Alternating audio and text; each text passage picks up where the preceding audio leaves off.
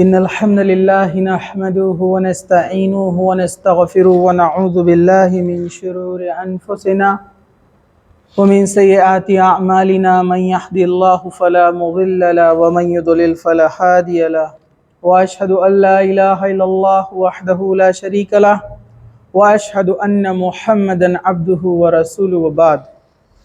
أعوذ بالله من الشيطان الرجيم بسم الله الرحمن الرحيم قل يا أيها الكافرون لا أعبد ما تعبدون ولا أنتم عابدون ما أعبد ولا أنا عابد ما عبدتم ولا أنتم عابدون ما أعبد لكم دينكم ولي دين وبعد وقال النبي صلى الله عليه وسلم فإن خير الحديث كتاب الله وخير الحدي حدي محمد صلى الله عليه وسلم وشر الأمور محدثاتها وكل محدثة بدعة وكل بدعة ضلالة وكل ضلالة في النار وبعد ربي اشرح لي صدري ويسر لي أمري واحلل عقدة من لساني يفقهوا قولي أما بعد ہر قسم کی تعریف اللہ رب العزت کے لیے ہے جو تمام جہانوں کا پالنے والا ہے، اور درود و سلام ہو ہمارے پیارے نبی محمد رسول اللہ صلی اللہ علیہ وسلم پر۔ انشاءاللہ تعالی آج ہم قرآن مجید کا ایک سورہ الکافرون جو کہ 109 نمبر کا سورہ ہے، انشاءاللہ اس کا ترجمہ اور تفسیر آپ کے سامنے رکھیں گے، اور مفسرین اکرام نے ہمارے لیے جو آسان کر دیا اس کو سمجھنے کے لیے اس تفسیر کو آپ کے سامنے پیش کرنے کی کوشش کریں گے۔ تو یہاں پر یہ جو سورہ کافرون ہے، یہ کافروں کے نام پر اس کو رکھا گیا ہے۔ تو سب سے پہلے ہم دیکھتے ہیں کہ کافر کہتے کسے ہیں۔ کافر جو ہے عربی زبان میں کسان کو بھی کہا جاتا ہے۔ کسان جو ہوتا ہے جو کھیتی باڑی کرتا ہے، کیوں؟ اس کو مطلب زبانی اعتبار سے جس کو بولتے ہیں لغوی معنی، یعنی لٹرل میننگ جس کو بولتے ہیں، کیونکہ کسان کیا کرتا ہے، جو بیج ہوتا ہے، جو دانہ ہوتا ہے جس سے کھیتی ہوتی ہے، اس بیج کو اس کھیتی میں جو ہے اس زمین میں بوتا ہے اور اس کے اوپر مٹی ڈال دیتا ہے۔ مطلب اس دانے کی حقیقت کو وہ جانتا تھا، پہچانتا تھا، لیکن اس نے اس کو مٹی میں دفن کیا اور اس کو چھپا دیا۔ تو ویسے ہی شریعت میں یا شریعی جس کو ہم کہیں گے شریعت اصطلاح کے اندر، شریعت کے اندر کافر اس کو کہتے ہیں کہ وہ آدمی جس نے اسلام کو پہچانا، اسلام اس تک پہنچایا گیا، اس نے اس کو جانا، لیکن اس نے اس کا پھر کیا کیا؟ انکار کر دیا۔ مطلب حقیقت کو دیکھتے جانتے بوجھتے اس نے انکار کیا، نہیں مانا، ماننے سے انکار کر دیا، اس لیے اسے کافر کہتے ہیں۔ تو ایک ہوتا ہے لغوی معنی جس کو بولتے ہیں لٹرل میننگ، اور دوسرا ہوتا ہے شریعتی اصطلاح، یعنی شریعت کے اندر اس کی اصطلاح کیا ہے۔ تو کافر کی شریعت میں اصطلاح یہ ہے جو کفر کرتا ہے، جو انکار کرتا ہے اللہ کے احکامات کا، اللہ کے حکم کا، نبی صلی اللہ علیہ وسلم کی بات کا، جس نے انکار کیا وہ کافر ہو جاتا ہے۔ تو یہاں ایک اس کی بہت بڑی بحث ہے، ہم اس کو جو ہے اور ڈیٹیل میں اس لفظ کو دیکھ سکتے ہیں کہ کافر کیا ہوتا ہے، کس پر کفر کا فتویٰ لگے گا،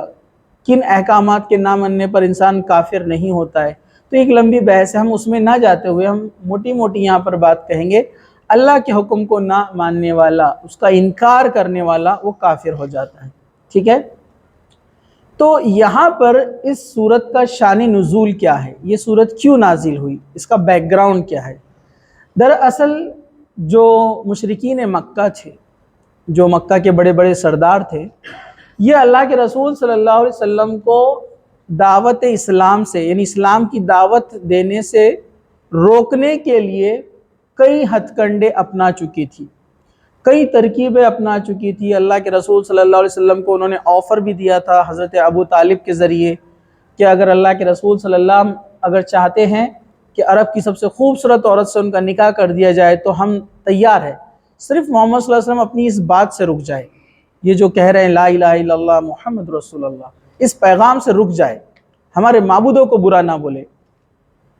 اگر یہ چاہتے ہیں کہ ان کو عرب کا مال اور دولت چاہیے تو ہم دے دیں گے، ان کو پورے عرب کا سردار بننا ہے ہم بنا دیں گے۔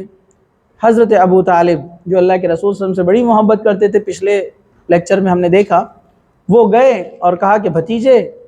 قوم کے سردار ایسی ایسی بات کہتے ہیں۔ تو اللہ کے رسول صلی اللہ علیہ وسلم نے کہی تھی جو بات، بہت ہی بہترین بات آپ نے کہی، اور یہ جو آپ نے بات کہی تھی یہ تمام مسلمانوں کے لیے آخرت تک کے لیے ایک بہت بڑا میسج ہے کہ دین اسلام کتنا اہم ہے، اس کا پیغام پہنچانا کتنا اہم ہے، اور اس پر جمے رہنا ایمان پر کتنا اہم ہے۔ اللہ کے رسول صلی اللہ علیہ وسلم نے فرمایا، اے میرے چچا، اگر آپ سب لوگ میرے سیدھے ہاتھ میں سورج یعنی دائیں ہاتھ میں سورج اور میرے لیفٹ ہینڈ میں یعنی بائیں ہاتھ میں چاند لا کر بھی رکھ دے تو میں اپنے پیغام سے ہٹنے والا نہیں ہوں۔ نہ مجھے کوئی عورت سے نکاح کرنا ہے، نہ مجھے مال و دولت چاہیے، اور نہ مجھے سردار بننا ہے، بلکہ اللہ کے رسول صلی اللہ علیہ وسلم نے حکومت یا سرداری کے لیے اسلام کی دعوت نہیں دی، بلکہ آپ تو کہتے تھے ابو جہل کو، عتبہ کو اور امیہ کو آپ ڈائریکٹ کہتے تھے لا الہ الا اللہ کہہ دو، تم عرب کی سرداری تو تمہارے پاس ہے اور عجم بھی تمہارے قدموں میں آ جائے گا، مطلب تم اسلام کو قبول کر لو، اللہ تعالیٰ تمہیں سرداری میں اور آگے بڑھائے گا، مجھے کچھ نہیں چاہیے۔ لیکن وہ لوگوں نے اس بات کو نہیں سمجھا اور نہیں مانا۔ تو یہ اس طرح اللہ کے رسول صلی اللہ علیہ وسلم کو مختلف قسم کے بہت سارے آفرز دیتے چلے آ رہے تھے، ڈرانے دھمکانے کی کوشش کی، قتل کرنے کی کوشش کی۔ اب آخر میں دیکھا کہ نوجوان تو رکنے کا نام ہی نہیں لے رہے، سب اللہ کے رسول صلی اللہ علیہ وسلم کی طرف راغب ہوتے جا رہے ہیں۔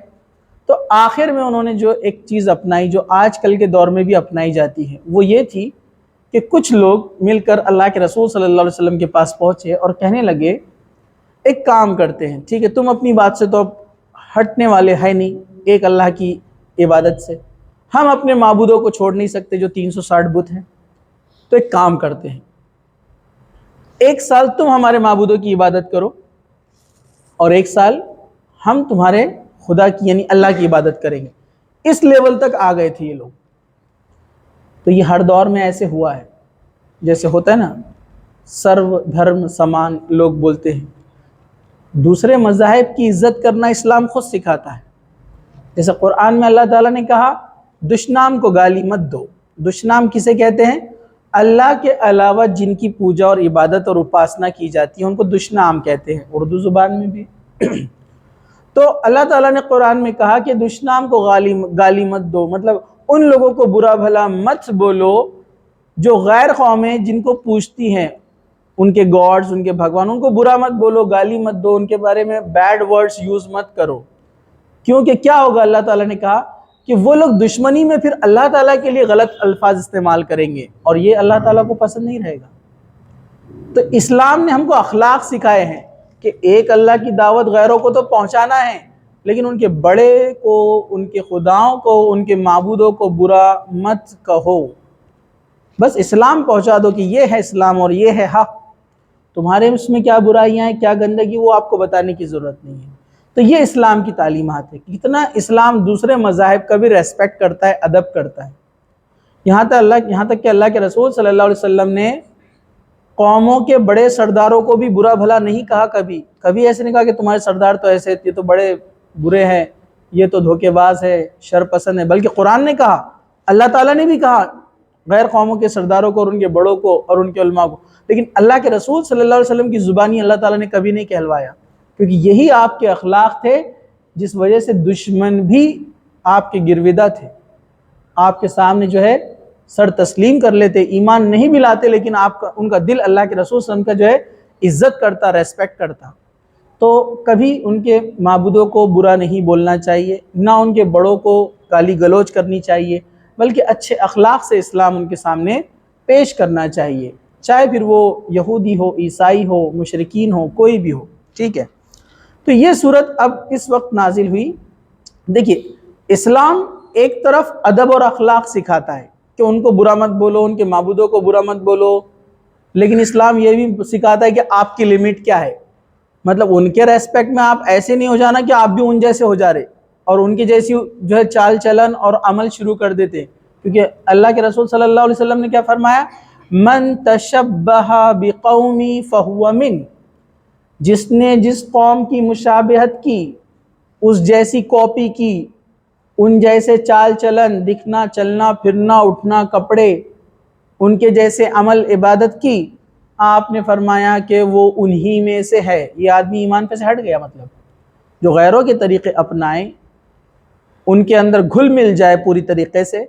تو کہا کہ وہ انہی میں سے ہے۔ ڈیفینیٹلی جو شخص جن قوم میں سے ہوگا اس کا حساب، اس کا قیامت کے دن معاملہ بھی ان کے ساتھ ہی ہونے والا ہے، ٹھیک ہے؟ تو اسلام نے ہم کو سکھایا دوسرے مذاہب کی کیا کرو، عزت کرو، ریسپیکٹ کرو، ان کے ساتھ رہو، لیکن آپ ان کے طور طریقے اور ان کے جو عمل ہے، ان کی رسمیں ہیں، آپ اس کو اپنا نہیں سکتے۔ یہاں پر یہ بھی وضاحت کی، اور اسی کا نچوڑ یہ سورہ ہے، یہ جو سورہ الکافرون 109 نمبر کا جو سورہ ہے، یہ اسی کا پورا جو احکام اس کے اندر ہے، یہی پیغام اس کے اندر دیا۔ اللہ تعالیٰ نے اللہ کے رسول صلی اللہ علیہ وسلم کی زبانی کہا، قل یا ایھا الکافرون، اے نبی محمد صلی اللہ علیہ وسلم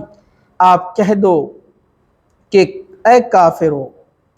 قل یا ایھا الکافرون لا اعبد ما تعبدون، کہ جن بتوں کی تم عبادت کرتے ہو، جن بتوں کو تم پوجتے ہو، ان کو میں نہیں پوجتا۔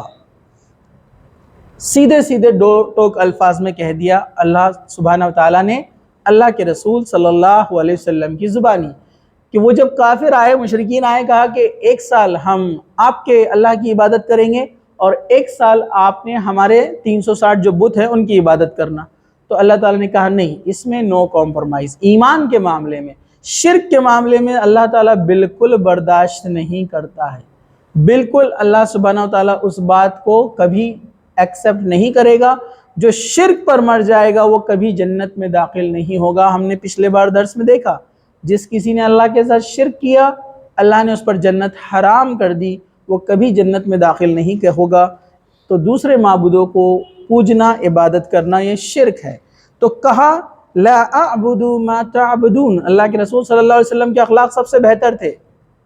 آپ سب کی عزت کرتے تھے، سب کا ریسپیکٹ کرتے تھے، مشرکین کے جو مذاہب ہے ان کا بھی آپ ریسپیکٹ کرتے تھے، ان کے بڑے کو، ان کے بزرگوں کو آپ کبھی برا بھلا نہیں کہتے تھے، لیکن آپ نے یہاں جب یہ بات آئی عبادت کے معاملے میں تو فوراً کہہ دیا لا اعبد ما تعبدون، میں ان کی عبادت نہیں کروں گا جن کی تم عبادت کرتے ہو۔ تو میں ان کی عبادت نہیں کرتا جن کی تم عبادت کرتے ہو۔ وَلَا أَنْتُمْ عَابِدُونَ مَا أَعْبُدُ، اور جس کی میں عبادت کرتا ہوں یعنی اللہ کی، اس کی تم عبادت نہیں کرتے۔ مطلب آپ نے یہ اشارہ دیا، یہ بات بتائی اللہ تعالیٰ نے آپ کی زبانی کہ تم اس بات کو ماننے والے نہیں ہو۔ یہ ان لوگوں کے بارے میں ذکر کیا جا رہا ہے جو ایمان نہیں لانے والے تھے۔ جیسے سورہ بقرہ کے اندر اللہ تعالیٰ نے کہا سم بکمن، ہے نا، گونگے اور کیا ہے، بہرے۔ اسی طرح اللہ تعالیٰ نے سورہ بقرہ کے اندر یہی بات کہی کہ اللہ تعالیٰ نے ان کی آنکھوں پر اور ان کے کانوں پر کیا ڈال دیا ہے، پردہ ڈال دیا ہے، ان کے دلوں پر کیا ہے، سیل لگ گئی ہے، مہر لگ گئی ہے، یہ ایمان نہیں لائیں گے۔ تو یہ جو آیتیں ہیں، کچھ لوگ کہتے ہیں کہ یہ ہر غیر مسلم پر فٹ کرتے ہیں، یہ بات درست نہیں ہے، یاد رکھیے، کیونکہ یہ آیت اترنے کے بعد بھی بہت سارے لوگ ایمان میں داخل ہوئے، یہاں تک کہ خالد بن ولید بھی بعد میں ایمان میں داخل ہوئے، اور کیسے ایمان میں داخل ہوئے کہ اسلام کو بڑی طاقت پہنچائی، بہت قوت پہنچائی۔ دراصل یہ آیت مفسرین کہتے ہیں یہ ان لوگوں کے بارے میں ہے کہ ان کے کانوں پر، ان کے جو ہے آنکھوں پر جو ہے ان کے جو ہے پردہ لگا ہوا ہے، اور ان کے دلوں پر جو ہے قفل ہے یا تالے ہیں۔ قرآن کی جتنی بھی جو آیتیں آتی ہے ان سے مراد وہ لوگ ہیں جو ایمان نہیں لانے والے، جیسے ابو جہل تھا، جیسے ہم نے پچھلے بار سورہ لہب میں دیکھا، سورہ مسد میں ابو لہب تھا۔ تو یہ ان لوگوں کا ذکر کیا جا رہا ہے کہ ان کو کتنا بھی بتایا جائے گا تو یہ ایمان لانے والے نہیں ہیں۔ یعنی اس میں ایک اشارہ بھی ہے کہ جو نہیں مانتے ان کو چھوڑ دو، اور جو سن رہے ان کو جا کر بتاؤ، یہ صحیح طریقہ ہے، ٹھیک ہے۔ تو اس میں مفسرین نے اس کی تفسیر میں یہی بات کہی ہے۔ تو کہا وَلَا أَنْتُمْ عَابِدُونَ مَا أَعْبُدُ، اور جس کی میں عبادت کرتا ہوں اس کی تم عبادت نہیں کرتے، یہ ان لوگوں کے لیے تھا جو ایمان لانے والے نہیں تھے۔ وَلَا أَنَا عَابِدٌ مَّا عَبَدتُّمْ، اور میں پھر کہتا ہوں کہ جن کی تم عبادت کرتے ہو ان کی پرستش کرنے والا میں نہیں ہوں۔ یہاں حالانکہ اس سے پہلے یہ والی جو دوسری نمبر کی آیت ہے اس میں کہہ دیا گیا تھا، اس میں کیا کہا گیا تھا؟ وَلَا أَنْتُمْ عَابِدُونَ مَا أَعْبُدُ، کہ میں ان کی عبادت نہیں کرتا ہوں جن کی تم عبادت کرتے ہو۔ لیکن اب آیت نمبر 5 میں پھر سے کہا وَلَا أَنْتُمْ عَابِدُونَ مَا أَعْبُدُ۔ دیکھیے وہی بات پھر سے دہرائی جا رہی ہے، لیکن مفسرین کہتے ہیں یہاں پر یہ دوبارہ جو بات یہاں پر کہی جا رہی ہے اس سے مراد یہ ہے کہ میں مستقبل میں بھی یعنی فیوچر میں بھی کیا کہا؟ وَلَا أَنَا عَابِدٌ مَّا عَبَدتُّمْ، آیت نمبر 4 میں، معاف کیجیے، اور میں پھر کہتا ہوں کہ جن کی تم پرستش کرتے ہو کہ میں کرتے ہو ان کی میں پرستش کرنے والا نہیں ہوں۔ یہ فیوچر کے لیے ہے، مستقبل کے لیے بات کہی جا رہی ہے کہ تمہارا جو آفر ہے کہ 1 سال تمہارے معبودوں کی عبادت کی جائے، 1 سال اللہ کی عبادت کی جائے، ایسا نہیں ہو سکتا اور ایسا آگے بھی نہیں ہوگا۔ یہ اس بات کا یہاں پر اشارہ ہے، ڈبل سے جو دہرایا جا رہا ہے، بات ڈبل سے جو کہی جا رہی ہے کہ امپاسبل ہے، اس معاملے میں کوئی کمپرومائز نہیں ہے۔ اللہ کے رسول صلی اللہ علیہ وسلم نے فرمایا کہ نہ میں تمہارے معبودوں کی عبادت کرتا ہوں، اور اس آیت میں کہا نہ کبھی کرنے والا ہوں، ایسا ہرگز نہیں ہو سکتا۔ وَلَا أَنْتُمْ عَابِدُونَ مَا أَعْبُدُ، اور نہ تم اس کی بندگی کرنے والے ہو جس کی میں بندگی کرتا ہوں۔ یہ انہی مخصوص لوگوں کی طرف اشارہ تھا کہ جس طرح سے میں اس بات کو کبھی نہیں مانوں گا کہ اللہ کے علاوہ کسی اور کی عبادت کروں، تو تم میں سے کچھ ایسے بھی ہیں جو کبھی اللہ کی عبادت کرنے والے نہیں ہوں گے۔ لَكُمْ دِينُكُمْ وَلِيَ دِينِ، تمہارے لیے تمہارا دین اور میرے لیے میرا دین۔ تو یہاں پر جو دین جو ہے، دین کہتے ہیں راستے کو، دین اسلام، اسلام کا راستہ یعنی اللہ تعالیٰ کا بتایا ہوا راستہ، تو دین کہتے ہیں راستے کو، دین کہتے ہیں زندگی گزارنے کے طریقے کو، دین کہتے ہیں تمام قسم کی جتنے بھی دنیا اور آخرت کی بھلائیوں کے لیے جو راستے بنائے گئے ہیں، جو کامیابی کے لیے ہیں، اللہ تعالیٰ نے جس کو پسند کیا ہے، اللہ تعالیٰ نے جس کو چنا ہے، تو وہ ہے ہمارا دین، دین اسلام۔ سورہ آل عمران کے اندر اللہ سبحانہ وتعالیٰ نے کہا ان الدین عند اللہ الاسلام، اللہ کے نزدیک دین جو ہے وہ صرف اسلام ہے، یعنی اسلام کے علاوہ کوئی دین قابل قبول نہیں ہے۔ اب ہم آتے ہیں کچھ آج کے دور کے اعتبار سے کچھ باتیں آپ کے سامنے رکھتے ہیں۔ آج کل کے دور میں ایک بات یہ چلتی ہے، کچھ لوگ ہوتے ہیں وہ کہتے ہیں کہ تم بھی ناراض نہیں، ہم بھی ناراض نہیں، کوئی لڑائی نہیں، کوئی جھگڑا نہیں، سب مذہب اپنی اپنی جگہ صحیح ہے۔ ایسے کچھ کم عقل اور کم علم مسلمان بھی کہتے ہیں کہ نہیں، سب اپنی اپنا جگہ ہے، سب کے راستے الگ الگ ہیں، لیکن سب جاتے ہیں اللہ کی طرف۔ نہیں، ایسا نہیں ہے، راستہ بھی ایک ہے، طریقہ ایک ہے، اور ہمارا معبود یعنی اللہ سبحانہ وتعالیٰ بھی ایک ہی ہے۔ جب کوئی ایسی بات کرتا ہے تو اصل میں ہماری بات کرنے کے طریقے سے جھگڑے ہوتے ہیں۔ تو یاد رکھیے اللہ کے رسول صلی اللہ علیہ وسلم کا طریقہ اپنائیے۔ اللہ کے رسول صلی اللہ علیہ وسلم ڈائریکٹ دعوت اسلام دیتے تھے، اسلام کی اور قرآن کی دعوت ڈائریکٹ غیر مسلموں میں دیتے تھے، لیکن کوئی ناراض نہیں ہوتا تھا۔ ہاں، شر پسند لوگ تو مسائل پیدا کرتے تھے، لیکن ایسے کسی کے دل کو ہرٹ نہیں ہوتا تھا، نقصان نہیں پہنچتا تھا۔ جو اچھے لوگ تھے وہ بات کو سمجھتے تھے، سلجھے ہوئے لوگ۔ اس کی وجہ یہ تھی کہ آپ کے بتانے کا طریقہ، آپ کے اخلاق، آپ کا انداز، یہ سب سے الگ اور بہترین تھا، کیونکہ اللہ تعالیٰ نے قرآن میں کہا کہ آپ اخلاق کے سب سے اونچے مقام پر ہیں، اور آپ نے ایسے کیا بھی کہ جو مشرکین مکہ تھے اس میں اکثریت جو اسلام لائی اس کی وجہ کیا تھی؟ اللہ کے رسول صلی اللہ علیہ وسلم کے اخلاق کو 10 سال سے دیکھ رہے تھے کہ آپ کے اخلاق کیسے ہیں، آپ کسی کو برا بھلا نہیں کہتے، گالی گلوچ نہیں کرتے، آپ کوئی دنیاوی فائدے کے لیے کسی کو دھوکہ نہیں دیتے، تو ظاہر سی بات ہے دین کے معاملے میں بھی آپ جھوٹ نہیں بول رہے ہوں گے۔ یہ معاملہ تھا۔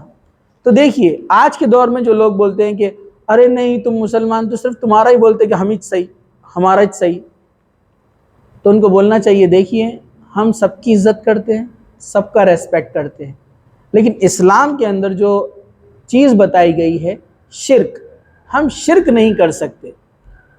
ہم آپ کے ساتھ قرآن کہتا ہے کہ والدین تمہارے نان مسلم ہیں، کافر ہے، تو بھی ان کے ساتھ بھلائی کے ساتھ رہو، ان کے ساتھ اچھے اخلاق سے پیش آؤ۔ تمہارا دوست اگر کوئی کافر ہے، غیر مسلم ہے، تو اس کے ساتھ ایمانداری کے ساتھ تجارت کرو، بزنس کرو، بھلائی کا معاملہ کرو۔ لیکن مسئلہ یہ ہے کہ ہم یہ چیزوں میں پیچھے ہیں، اس لیے ہم حق بات بتا نہیں سکتے۔ مسئلہ یہ ہوتا ہے ہم جو ہے جھوٹ بولنے میں آگے ہیں، دھوکہ دینے میں ہم آگے ہیں، مال کی محبت اندر آ گئی تو اب کہاں سے ایمان باہر نکلے گا؟ تو یہ وجوہات کی بنا پر ہم لوگوں کی نظر میں برے بنے ہوئے ہیں۔ لیکن اگر ہم صحیح طریقے سے اسلام پر عمل کریں تو صحیح بات پہنچانے میں آپ کو کوئی شرم اور کوئی ڈر اور کوئی خوف نظر آپ کو جو محسوس نہیں ہوگا، اور نہ سامنے والے کو آپ کی بات سننے میں کوئی شر اور کوئی غلط اور کوئی برائی نظر آئیں گی، وہ بھی آپ کی بات سنے گا اور آپ بھی اپنی بات بتا سکتے ہیں۔ تو اللہ کے رسول صلی اللہ علیہ وسلم کی پوری زندگی ایسے ہی تھی، اس وجہ سے آپ کے اس حق کو یعنی اسلام کو لوگوں نے قبول کیا۔ صحابہ کی زندگی بھی ویسے ہی تھی، آپ اٹھا کر دیکھیے، تابعین کی زندگی بھی ویسے ہی تھی، تبع تابعین، سلف صالحین، جتنے لوگ پوری دنیا میں اسلام کیسے پہنچا۔ آپ جانتے ہیں انڈونیشیا، ملیشیا، جہاں پر ڈینس پاپولیٹڈ مسلم ہیں، بہت زیادہ مسلمان ہیں، یہاں کوئی اسلامی آرمی داخل نہیں ہوئی، یہاں کوئی وار یا جہاد نہیں ہوا، لیکن اتنے زیادہ مسلمان ہیں یہاں پر۔ تو مسلمانوں کے اخلاق، جو تاجر، جو بزنس مین مسلمان وہاں گئے عرب، ان کے اخلاق دیکھ کر لوگ اسلام میں داخل ہوئے۔ تو آج کل جو دور میں چلتا ہے ہمارے پاس کہ راستے سب الگ الگ ہے لیکن جاتے ایک جگہ نہیں، ایسا نہیں ہے۔ اللہ کے رسول صلی اللہ علیہ وسلم نے ایک بار فرمایا، آپ نے ایک صحابی کا انتقال ہوا، تدفین کا وقت ابھی باقی تھا، قبر کھودی جا رہی تھی، اللہ کے رسول صلی اللہ علیہ وسلم جو ہے زمین پر بیٹھ گئے۔ اللہ کے رسول ایک سادے انسان کی طرح زندگی گزارتے تھے، کوئی ایسے نہیں تھا کہ چیئر لاؤ الگ سے بیٹھو یا الگ سے انتظام کیا جائے آپ کا۔ کوئی نیا آدمی آپ کو معلوم ہے مدینہ میں آتا تو اللہ کے رسول صلی اللہ علیہ وسلم کو پہچانتا نہیں کہ آپ کہاں بیٹھے ہوئے، آپ لوگوں میں پبلک میں ایک دم آرام سے ایسے گھل مل کر بیٹھتے کہ لوگ آ کر پوچھتے کہ تم میں سے محمد صلی اللہ علیہ وسلم کون ہے؟ تو صحابہ کہتے یہ محمد صلی اللہ علیہ وسلم۔ یہاں تک کہ جب آپ ہجرت کیے اور مکہ سے مدینہ گئے تو بہت سارے لوگ حضرت ابوبکر صدیق رضی اللہ عنہ کو جو ہے اللہ کے رسول صلی اللہ علیہ وسلم سمجھ رہے تھے۔ اللہ کے رسول اتنے سادے رہتے تھے۔ تو اللہ کے رسول نیچے بیٹھ گئے اور آپ نے لکڑی لی اور مٹی کے اندر ایک بڑی لکیر بنائی اور اس کے آزو بازو چھوٹی لکیریں بنائی اور کہا ان ھذا صراط مستقیم، یہ ہے سیدھا راستہ، ولا تتبعوا السبل۔ کیا فرمایا آپ نے؟ بعد میں جو چھوٹے چھوٹے راستے آپ نے بنائے تھے نا لائنز، کہا کہ یہ سب شیطان کے راستے ہیں، تم اس کی پیروی نہیں کرنا۔ پھر آپ نے اس آیت کی پوری تشریح کی اور سمجھایا کہ راستہ جو ہے ایک ہی ہے دین اسلام کا، اس کے علاوہ جو راستے جاتے ہیں، جو لوگ بولتے ہیں یہ بھی صحیح رہتا، وہ بھی صحیح رہتا، یہ بھی صحیح رہتا، وہ بھی صحیح رہتا، صحیح ایک ہی رہتا ہے، باقی جو راستے وہ شیطان کے راستے ہوتے۔ تو کچھ لوگ جو اس طرح کا عقیدہ رکھتے وہ درست نہیں ہے۔ اللہ کے نزدیک جو ہے دین وہ صرف دین اسلام ہے، ان الدین عند اللہ الاسلام، اللہ کے نزدیک اسلام جو دین ہے وہ صرف اسلام ہے، ٹھیک ہے۔ اب رہا سوال دوسرے مذاہب کا، تو ہم ان سے اچھے سے پیش آنا چاہیے، اچھے سے بات کرنا چاہیے، اچھے اخلاق سے ملنا چاہیے، لیکن جب شرک کا معاملہ آئے تو ہم اپنے ہاتھ اٹھا دینا چاہیے اور کہنا چاہیے کہ یہ درست نہیں ہے، اللہ سبحانہ و تعالی ہم کو اس کی اجازت نہیں دیتا ہے، یہ اسلام میں شامل نہیں ہے۔ اسی طرح بخاری کی ایک حدیث ہے، اللہ کے رسول صلی اللہ علیہ وسلم فرمایا کوئی تمہیں آ کر اگر کوئی ایسا آفر دے دے، کوئی ایسی بات کہہ دے جو اسلام سے ہٹ کر ہے، تو کہہ دو تمہارے عمل تمہارے لیے، میرا عمل میرے لیے۔ پہلے حق بات پہنچا دینا، صحیح بات بتا دینا، اس کے بعد یہ کہہ دینے کا یہ عمل اسلام سے جو ہے وہ میرے لیے ہے، اور تمہارا عمل تم جو نہیں مان رہے تم وہ تمہارے لیے ہے۔